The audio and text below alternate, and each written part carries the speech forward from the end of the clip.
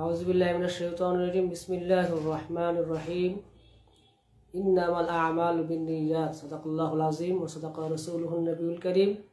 ওয়া নাহনু আলা যালিকা মিনাশ শাহিদিন ওয়াশ শাকিরিন ওয়াজ যাকিরিন আলহামদুলিল্লাহি রাব্বিল আলামিন। প্রিয় সুধী, আজকে আমি লাইভে আসলাম হুজুর নূর সাল্লাল্লাহু আলাইহি সাল্লামের অগণিত হাদিস শরীফ থেকে 40টি হাদিস শরীফের ধারাবাহিক আলোচনা করার জন্য আমি আজকে লাইভে এসেছি। প্রত্যেক দিন 6টা বাজে এই লাইভটা চলবে ইনশাআল্লাহ। আপনারা আমার হাবিবুর রহমান পেজে আইডিতে 6টার সময় খেয়াল রাখবেন। বিসমিল্লাহির রহমানির রহিম। ইন্নামাল আ'মালু বিন্নিয়াত। আমার দয়াল নবী সাল্লাল্লাহু আলাইহি ওয়াসাল্লাম ইরশাদ করেন, নিশ্চয় সকল কাজ নিয়তের উপর নির্ভরশীল। ইমাম বুখারী, মুসলিম রাহমাতুল্লাহ আলাইহি তাদের স্ব কিতাবে নকল করেছেন। وقال النبي صلى الله عليه وسلم حق المسلم على المسلم 5: رد السلام وعيادة المريض واتباع الجنائز وإجابة الدعوة وتشميت العاطس। হুজুর নূর সাল্লাল্লাহু আলাইহি ওয়াসাল্লাম ইরশাদ করেন, এক মুসলমানের উপর অপর মুসলমানের 5টি হক রয়েছে।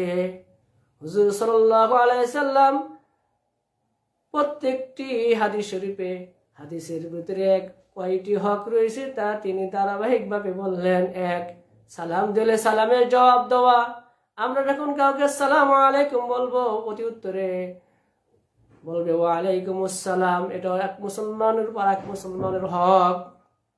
2 নম্বর, অসুস্থ ব্যক্তিকে দেখতে যাওয়া। 3 নম্বর, জানাজায় শরীক হওয়া।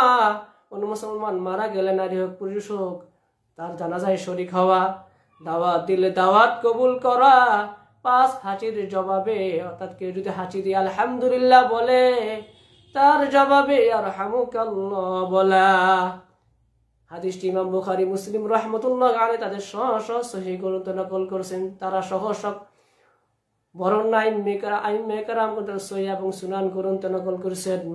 আমরা যেন এই 5টি হক আদায় করতে পারি। আমাদের যদি 5টি অভাব, জানাজায় শরীক হই না, দাওয়াত দিলে দাওয়াতে যাই না, সালামের জবাব দিই না, হাসির জবাব দিই না, অসুস্থ ব্যক্তিকে আমরা দেখতে যাই না। এটা আমার এই 5টা রোগ আমাদের ভিতরে বেশি আছে।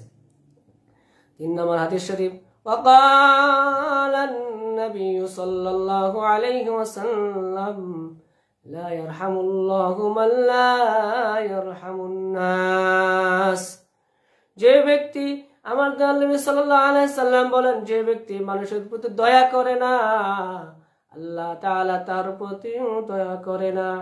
ইমাম বুখারী, মুসলিম রাহমাতুল্লাহ আলাইহি তাদের কিতাবে উক্ত হাদিস খানা নকল করছেন।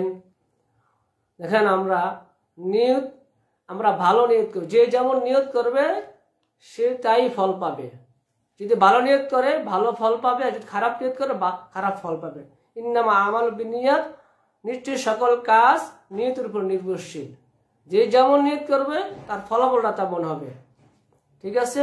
আর আমরা মানুষের প্রতি দয়া করব ইনশাআল্লাহ। তা আল্লাহ তাআলা অবশ্যই আমাদের উপর দয়া করবেন। যে আমরা মানুষের উপর দয়া করি, আল্লাহ তাআলা আমাদের উপর দয়া করবেন।